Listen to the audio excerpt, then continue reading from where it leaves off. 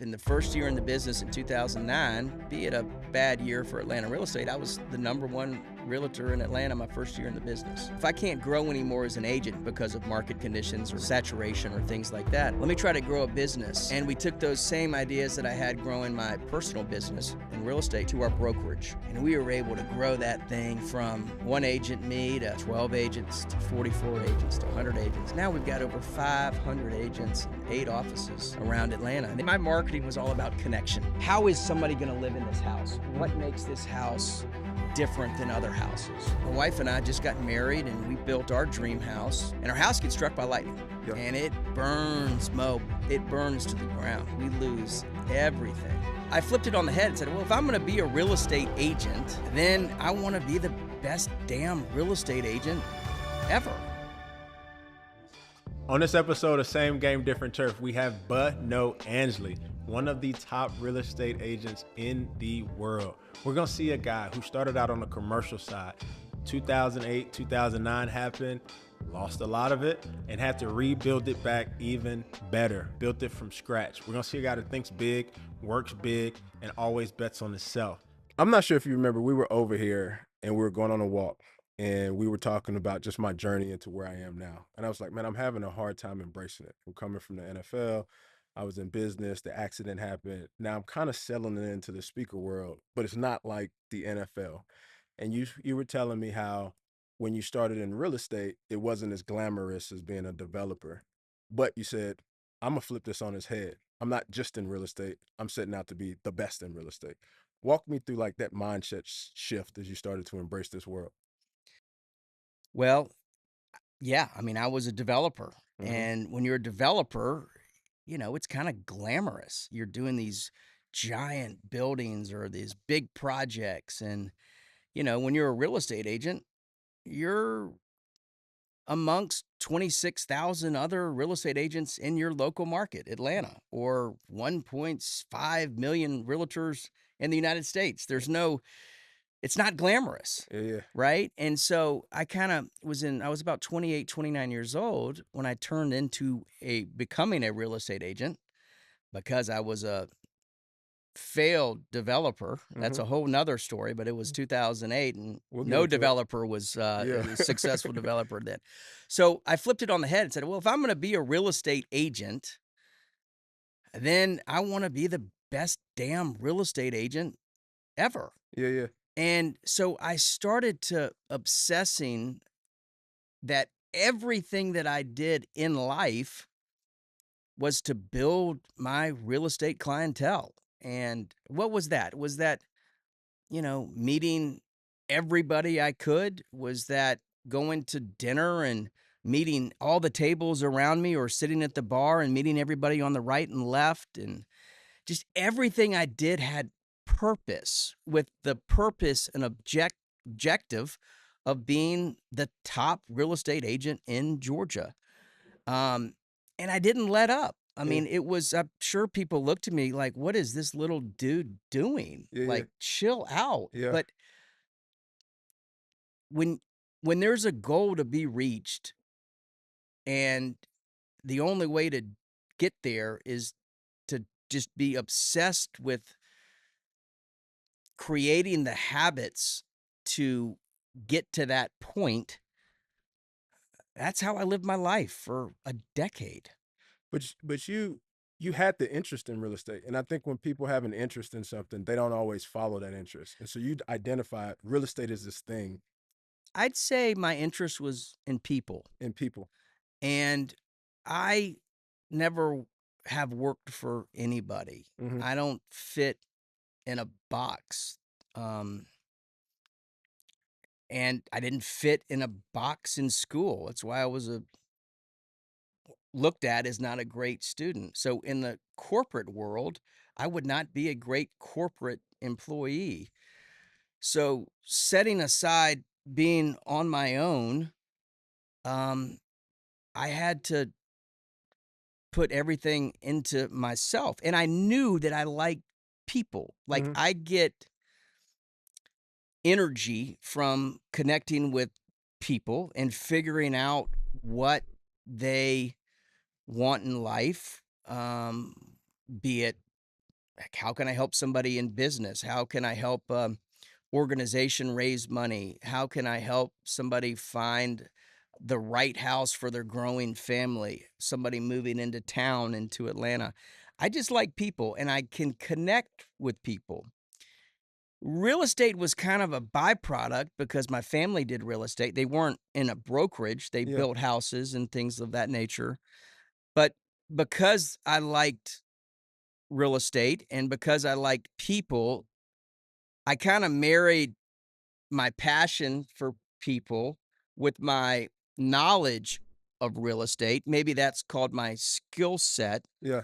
and was able to marry the two.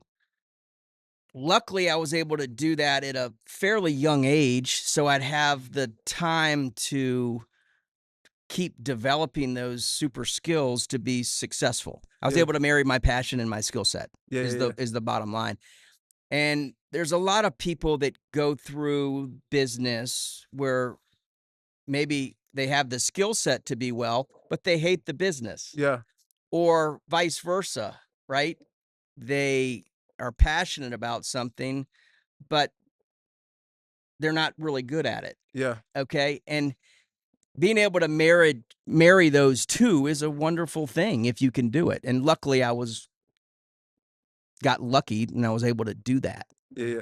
So take us back to the early days. I think one of the things that you talk about a lot is you didn't fit the conventional mode, and you later found out part of that reason is your brain just functioned different than other people.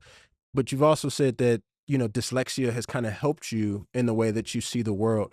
Go back and unpack that for me. Well, I didn't know that early on. I just thought I was special Uh huh. in school. And so because I wasn't somebody that in school that was going to be known for my schoolwork, I was known for my disruption in Mm-hmm. class. Nobody knew what to do with me. I was always the class clown. But looking back and then looking now where I'm almost 50 years old, I make because I'm naive or the way that my brain works, and I think it's through being dyslexic, I can take really complex issues and really simplify them to be able to attack whatever opportunity, problem, and simplify it. Mm-hmm.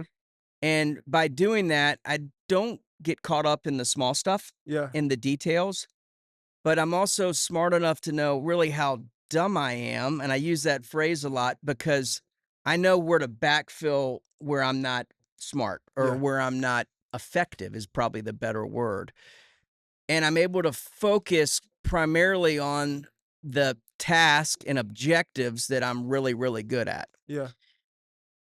And my brain works that way, which at the end of the day is a superpower. I Yeah. mean, being dyslexic and, they always say I've got ADD, which now they say everybody probably has that. But being able to hyper focus with the ADD's also been a great gift Yeah. because I can lock in on things, and the things that I don't get, I'm not interested in, I can't focus on them, and thus somebody else can do that for me. Yeah. I try to be a great father, a great husband, build a big company, also serve all my clients and continue to sell a lot of real estate, and then do projects on the side. Yeah. But being ADD, I'm able to shift my brain focus to be able to move from one thing to the next. One of the things I admire about you is that the way one would perceive a challenge and you use it as a superpower. And you've had these challenges, whether it's you build your dream house and it burns down. You're riding high in development in 2008 and then everything collapses. And you talk about this idea of you got to grow when you get curveballs. And Yeah. like, how do you navigate some of that? I write a lot about that in my book, Brokering Billions. And I view life interestingly, where life is a series of achievements and failures and challenges. It's not easy, Yeah. right? I Yeah. mean, so you just can't get caught up and when things don't go your way, you got to keep that mindset and that positive spirit, to keep moving forward and keep taking the challenges that God gives you and saying, okay, Hmm. challenge, what do we do now? I've been able to do that in with family and in business, and that's been a good thing for me. But practically speaking, like it's 2008. You have this development. Nobody anticipates it happen, and you've seen this multiple times. COVID happens. You're selling, and then all of a sudden, people can't travel to see houses. Like, what do you do to adapt and navigate when like life is actually throwing you these curveballs, and you got to deal with them in real time? I think you lean in, you Mhm. lean into new opportunities. You don't stay stagnant. Like if developing's not working or not going to work for several years, what is going to work? Mhm. And then diving completely into the next thing. Yeah. You can't do anything half-heartedly. You can't get to the NFL if you're not working is 110% output. Yeah. How you do anything is how you do everything, right? So when I'm doing something, whatever that new task or new project is, if I'm not 110% in it, I'm not going to do it. Yeah. So I got to pick those tasks that I'm passionate about, that my skill set can serve, and then dive 100% in it. The other side of that, Mo, is picking the people that you're going to go to war with Yeah. or go on the field with, Yeah. Yeah. making sure that they're savages, making sure that they're 110% in, because the team around you is just as important as whatever the leader's doing. Yeah. Yeah.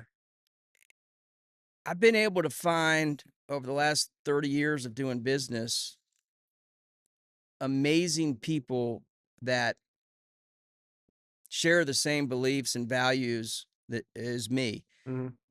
And they've all been with me a long, long time, Yeah. Yeah. because you got to treat people well that are in the trenches with you. Yeah. And picking that team, that's going to work with you on whatever you're doing is highly important. Just like marrying your spouse, Yeah. Yeah. pretty important decision, Yeah. right? Same with your right hand man or woman that's going Yeah. to work with you.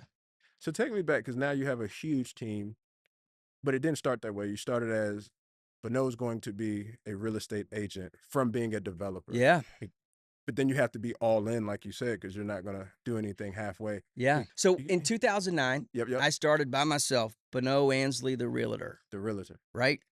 Once I got completely maxed out of what my output could be, Take me back. Your first house is what? Is it a? my first house, well, I started selling right out of college Yeah. and then I turned into a developer. My first house was at the Ford Field and River Club. Uh huh. I moved out of Atlanta, out of Athens, frankly. I was in Atlanta for a little while trying to get my feet underneath me, 6 months or so. Moved down to Savannah, and nobody would hire a 22-year-old that looked like he was 16. Yeah. So I found a couple developers, Peter Pollock and Chip Dolan, great guys that were under development of this place called the Ford Field and River Club. Hmm. And I somehow got a meeting with Peter and said, "Hey, you don't have to pay me anything. Just give me a book of leads that have called the number Yeah. to inquire about property here. And if I can turn some of those into some deals, let's talk." Hmm. And I was able to do that pretty quickly. And Just so is that hustle or is that just? that's hustle, and that's knowing what to ask for and getting Mhm. people down there, and then, you know, learning how your sales skills work when you only got 3 hours with somebody to try to sell them a lot before they head down to Florida or wherever they're going. Hell, we had one billboard on I-95 Yeah. that would draw people in, and when they popped in, you had to be on your game and ready to rock and roll. Hmm. I loved it. Yeah. Yeah. Um, and from there, I learned that developers were making more money Uh huh. than salespeople, Yep. and started doing development with a builder in Savannah. And we were the first guys to get into a place called Palmetto Bluff in Yep. Yep. Bluffton, South Carolina. Hmm. And we were highly successful from 2002 to 2008. Yeah. Common story, right? And during that time, We built 120 houses, expensive houses from $1.2 million to $4 or $5 million, which was a lot of money back in '02, Yeah. '03, '04, '05. But then we built, my wife and I just got married, and we built our dream house on the Wilmington River in Savannah. We were living there for a year. Jen was 9 months pregnant with Blakely, and our house gets struck by lightning. Yeah. And it burns, Mo. It burns to the ground. We lose everything that we own. Yeah. And we did a reset there. And 3 or 4 days later, we moved to Atlanta, rented a house, had Blakely, started another development with some great guys in Atlanta. And from '05 to '08, um, designing, building, selling. Crash happened. We had the whole place almost sold out. Nobody came to closing. Yeah. Financial markets were toast. Yep. Pivoted '09, turned into Bonneau Ansley, the real estate agent. Are you working with a company or is it? I was working with a local company here in Atlanta. Mm-hmm. Yeah, and I was still doing the stuff down at Palmetto Bluff, and the music stopped there too. Yep. I made the decision I was going to be a real estate agent. And when I got maxed out, a client of mine introduced me to an individual who's now been with me for 14, 15 years. So you pick up real estate and it just takes off, or you kind of have to figure out? No, it took off because, frankly, the building that I was building, the guy that ended up buying it said, "Hey, I'm only going to buy this if you sell it." I said, "Well, Yeah. man, I'm a developer. Uh-huh. I'm not a sales guy." He said, "You're not a developer anymore." Yeah. Yeah. Yeah. So I said, "Well, I do know this building better than anybody." So I started selling townhomes on Peachtree Road. And from that, I'd sell a townhome, and the buyer would say, "Well, I got this other house on Mount Perrin or Garreau or Habersham that I need to sell." Little fun fact is my wife, Jen, she had a real estate license. Uh-huh. And I was like, "Man, I don't want to have my name on a sign." Mm-hmm. So for the first couple months, I'd put Jen's name on the sign, Yeah. Jen Ansley. Uh-huh. And I just wasn't ready to make that move Mm. until we started selling houses with Jen's name on it. I said, "Well, I'm gonna This is put all my right. name on it now." Yeah. Yeah. Yeah. So from there, I just started going, Mm-hmm. and I didn't let up. In the first year in the business in 2009, be it a bad year for Atlanta real estate, I was the #1 realtor in Atlanta my first year in the business. But there's 20,000 real estate agents in Atlanta, millions across. Why is somebody saying this guy that just got into real estate, we're going to trust him, especially in a down market? Well, I think that I took a different approach to other agents doing business at that time. I took a commercial approach, Mm-hmm. more of a business approach to the business. And What does that mean? well, I gave marketing plans. Mm-hmm. I provided a lot of detail. I took an approach that we wouldn't just put a sign in the yard and wait for the phone to ring and Mm. cook some brownies for an open house, Yeah. right? And I really marketed houses uh, differently, Mm-hmm. and that took off pretty quickly. You talk about marketing a lot. Marketing's everything. And not only just marketing in the traditional sense, but like actually disrupting when you're marketing. That isn't always associated with real estate, especially not back then. How did the like light bulb for marketing?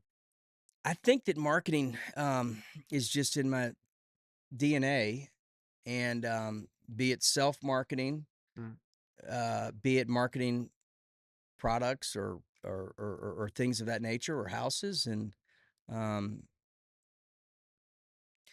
being able to figure out how to connect. Mm. I think the big theme with me is connection. Mm-hmm. And if I'm able to market a property that connects with somebody else in another medium, be it social media now, be it print, be it whatever it is, being able to connect is a big deal. And my marketing was all about connection. Yeah, yeah.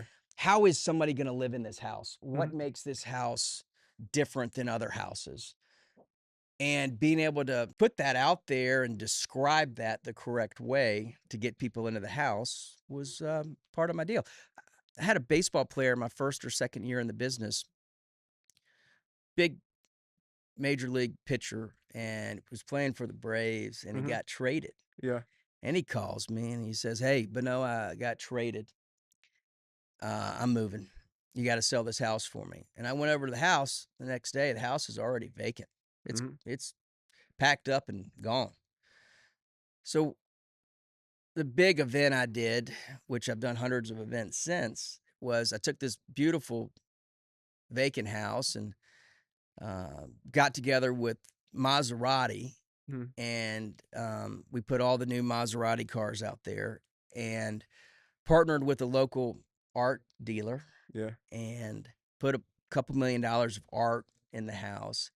And we took the Maserati high profile list, the art clients list, and whoever I knew, and we had a party. Mhm. Had a little guy playing music, wine and alcohol was flowing, had little appetizers, and somebody that was there to look at art and buy art ended up buying the house. Nice. And my thought was, geez, this was going to be a tough sale, vacant in Uh-huh. 2009, 2010. And we got a record price. We got great publicity. And that event really kind of catapulted me to a luxury Yeah, yeah. seller. So you kind of take opportunities, and if you can create the right spin on what you got, it could pay off tenfold. And that's Yeah. what happened to me with that one event. But that conventional wisdom would say, "Hey, just list the house, put it on MLS," and you're not really a conventional wisdom guy. You're trying to figure out how to connect all these different dots to make It it make didn't sense. cost me anything to have Maserati there. They were trying to sell cars. Mhm. It didn't cost me anything to have the art dealer there with all his art. He's trying to sell art. Mhm. But being able to put everybody together and connect and sell what we were going to do with this party was a great thing.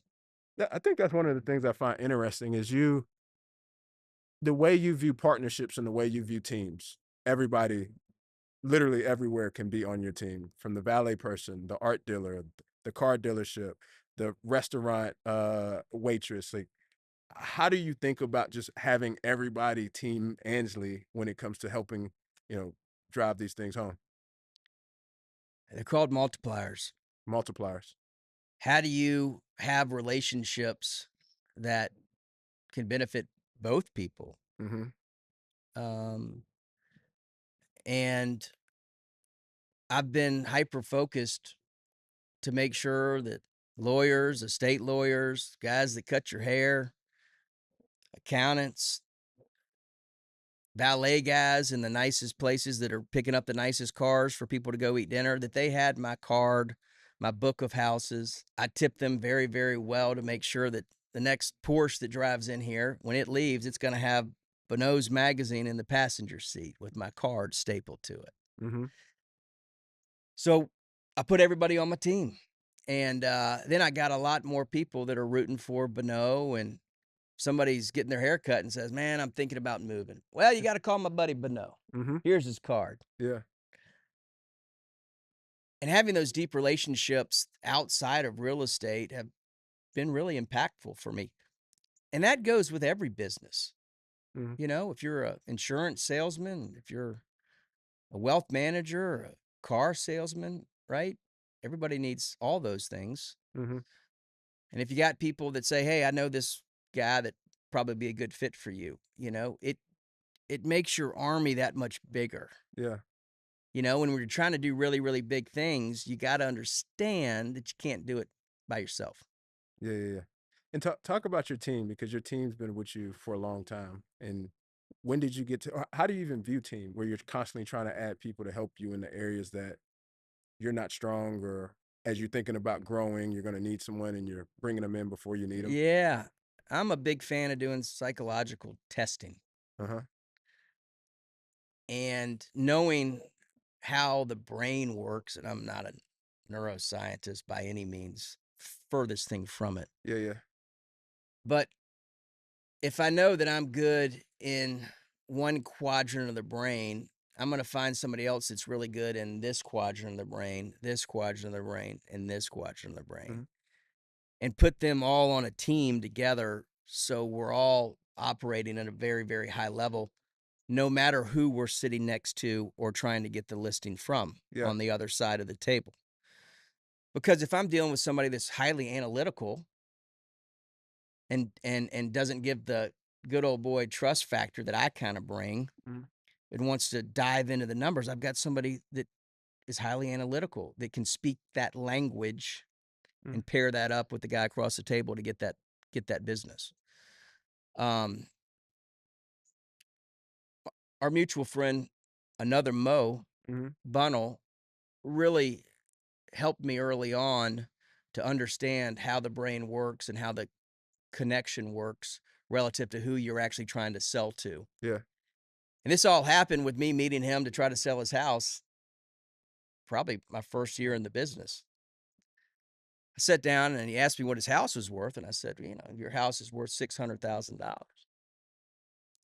He calls me the next day and says, "Hey, thanks for telling me what my house is worth, but I need some more backup on how you got there." And I said, "Well, I just know, Mo. You got experience. You've been in it. I know that this Take house my sold word here, for this it. house sold there, and I just think I know your house is gonna sell for 600,000." He said, "Well, I need some backup if I'm gonna hire you." So that was kind of when the light bulb went off to say, "Hey, the way that I am doing things is not gonna resonate with everybody." Mhm. And golly, that was 15 years ago. But do you push back on them and say, "Just take my word for it," or do No. you take that as a learning experience Yeah, too? but golly, there's a learning experience every day. Yeah. But you gotta open your mind to say that is a learning experience. But then a lot of people when they want all the credit, they want all the resources, they want everything. How do you differentiate between like spreading the goods with your team or working together with people versus being just the individual, like one man force? I think early on in my career, Mm. you know, yeah, I wanted the accolades that went along with it. Now, I don't turn my numbers in to the board. I just try to do a good job and have the rest take care of itself, Yeah. and try to give everybody that works with me, the accolades because they're the ones doing the heavy lifting. Hmm. And so the interesting thing about your business is that January 1, you have no points on the scoreboard. You got to start all over. How do you approach that? Like, you don't get credit for what you did last year. You don't get credit for the year before. Like, it's a new year. You got a team. Like, It's kind of like football. uh-huh. You win a championship. You won how many state championships did your high school team win? 4. 4. Yeah. All right. So your freshman year, you Mhm. guys win a state championship. You have maybe half the players were seniors. Mhm. They go play college ball. You're sitting there as a sophomore, same coach, different personnel, Yeah. and the goal's the same. Yeah. But the characteristics or the team aren't the same. Maybe you had a phenomenal leader that was the quarterback that could get the players hyped up. Maybe this quarterback for your sophomore year, is a better runner, not a great thrower. You were a receiver. So the dynamics have shifted. So the coach, the leader of the team, has to start over as well. Mhm. It's not like so for real estate, I'll sell $100 million one year, 200 or 300. January 1, I'm at 0. Your football coach is at 0 wins. How is he going to win another championship and win 4 in a row when you were there, state championship? How am I going to continue to be a top producer? I take everything that I did and I break it. Mhm. You got the saying, if it ain't broke, don't break it. I kind of like to break everything, retool, figure out what's in the arsenal, what's on the team, and figure out a game plan for us to double our business, to do better than we did before. And then we create those habits. So if we did 200 million in 2014 and we were going to do 250 at the end, January 1, we started acting, staffing, advertising like a $250 million team. By doing that, we increase our marketing spend by 40% or whatever the number is. We, you know, we add to our staffing. We figure out that if we sold 140 houses last year, we need to sell 180 this year. In January, we need this number, this number, and this number. And we take accurate accounts of every month to make sure that we hit our goal. Same with any football team that wins a championship and has to win it again the next year. Take inventory, figure out who needs to do what, and take accurate measures to get there with that goal on your mirror when you wake up in the morning every day that you're looking at. In football, though, we know we're going to play 17 games. You don't know what houses are going to come on the market. You don't know what the market's going to do. You don't know like what kind of complexity is going to take place. What competitors are going to What do, competitors, how do you what say they're going to say about you to what try to they're going take to your say? business. You're staffing with like no guarantees of what you're walking into. Yeah. I've never, and maybe because I'm not smart enough or I'm highly naive to it, I don't try to let outside factors dictate my plan. Mm-hmm. I just go. Mm. And if it's not working and it's March, figure out what needs to be turned up a little bit, turned down a little bit to get to that area, to get to the goal that we desire. Mm-hmm. We've been able to hit all the goals that we went for because we're relentless in the pursuit to get there. In 2015, I hit the same numbers that I did the year before. Mm-hmm. And I looked back and I said, did I hit a ceiling? Yeah. How did we not grow? And we grew every year up till then. And that's when I decided to start. We started at Ansley, Atlanta, real estate. So we started a business because I was going to say, well, if I can't grow anymore as an agent because of market conditions or saturation or things like that, let me try to grow a business.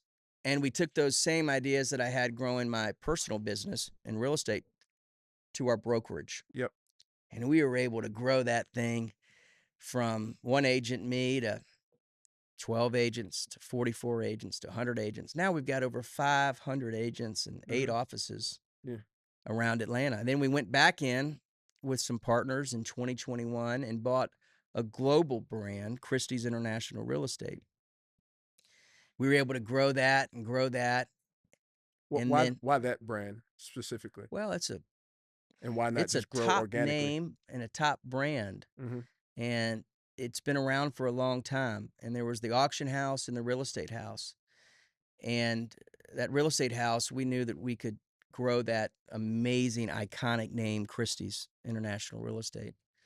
And was with really, really smart partners with that venture. And fast forward to today, 2025, we were able to package everything that we own, Ansley and Christie's and my partner's company at Properties in Chicago, and sell it to where we felt had the best momentum, the best financial backing to grow. And that's Compass Real Estate. And Compass started by a guy named Robert Refkin, and he's an amazing leader. And we knew that business was the one to be under. And we wanted to continue with our independent brands, Ansley, the Christie's, at Properties, and have a financial backer as strong as Compass. And I can't wait to be part of this rocket ship over the next 5-10 years to see how the real estate environment and landscape changes being owned by such a powerhouse, but keeping us where we are, independent, so we can continue to grow Ansley. And they're growing Christie's all over the world. And then Compass is a powerhouse, and they're growing by leaps and bounds. So you're very giving with your knowledge in a competitive market. There's millions of realtors around. You wrote a book about it, Broker and Brilliance. You have a podcast about it. You speak and you give all your trade secrets away. Why would you like do that? Like, Mo, I've met so many agents in my career, single mothers, people that want their kids to go to college, but it's their livelihood and business. It's going to get those family dreams to where that family wants to go. Mhm. I get my will for life on being able to help other agents um, get to where they want to go with their families, and it's that's the most satisfying thing that I've ever done is being able to talk and mentor and help other agents get to where they want to go, and hear stories that they've made this much money and they bought a house or they got out of this abusive relationship because they had the money and confidence to do it, and their kids are doing this, that, and the other because they have the means to be able to give opportunities elsewhere, and then they start giving back, and Mhm. it's a great thing. And when we started our business, it was all about giving back. Yeah. We partnered on the first day we started business with CHOA, Children's Healthcare of Atlanta. What an incredible organization that is, to be able to give a portion of everything we make back to them. Yeah. Um, and it makes life have purpose. Mhm. Life isn't all about making money. Mm. It's a byproduct of working hard, but being able to give back and help others is that's what it's all about. Yeah, and I don't know if people know that or recognize that part about you because you're always trying to help or connect. I may get a text and say, "Hey, you need to meet this person," or you put these power walks together where you're bringing people together. You are valuing these relationships and just being a value add through it. Is where does that come from? I love it if I introduce you to somebody and it takes you to another level. Like Uh-huh. that's awesome. I Yeah. mean, um, and again, that goes back to everything about connectivity, that how we started this podcast. That's my superpower, if I have one, is Mm. connections and connecting. Um, and I enjoy it. Yeah. I enjoy doing that. But people, I don't think people always realize like their form of intelligence. Like you have people that go study law, or they go study medicine, or they're engineering. It seems like you've been able to tap into like the social intelligence side of you, of where the currency is of connecting people and treating people right and like doing right by people. I think there's two sides of intelligence. There's IQ, Mm-hmm. which is measured. Yeah, yeah. Um, my sister has a very high IQ. She went to Harvard. Mm-hmm. Um, I my IQ probably isn't even measured, Yeah. but there's something called EQ, Yeah, yeah. emotional intelligence, and I think I got more of that than IQ. I love people Yeah. and I love helping people, and I think I got an abundance of EQ. Mm-hmm. But you, so how do you learn then? Like you. I think that I don't know if EQ's learned. I think that you can work on your EQ. Mm-hmm. Um, People that are shy and not good around people work on trying to be more um, available to people and connective to people. That's where I get my energy, is from Mm-hmm. other people. Yeah. I try not to hang out with anybody that takes energy away either. Uh-huh. Um, and I try to, surround myself with people that provide good Yeah. and provide other energy out there. Yeah. And so you've been in real estate a long time, and we were sitting down a while ago talking, and you were talking about this idea of people think that they're behind, or people think that they all have to figure it out. And you talked about right around the time you hit 40 is when it started to click. Even though you had success, but you're able to like bring all these experience together. Tell me about like 40 to now and what you've learned, how you make decisions, how you take chances, how you evaluate risks to get to where you've gotten now. Some of the most successful people in the world that project success on social media and wherever else might not be that happy. Mm-hmm. And I think that comes from a bad word called envy. Mm-hmm. No matter what success you have or how much money you've made, Once you get to a level, there's envy because you're looking at somebody else that has more. Yeah. And then you get to that level. There's always going to be somebody at every level where you go. And envy is very dangerous because with that, you can never be another good word, and that's called content. Mm-hmm. Content with your surroundings, content with how much money you've made, content with your giving. And if you're always looking to one up or envy and I want this, I want that because that guy's got this or that, it's like you're on this treadmill, man, and you can never get off, and it's a disease. Yeah. It's a hard thing to understand, but you can't always keep up with the Joneses. And once you can kind of realize that at a certain age, your life becomes more about purpose. And if you can go from envy to purpose,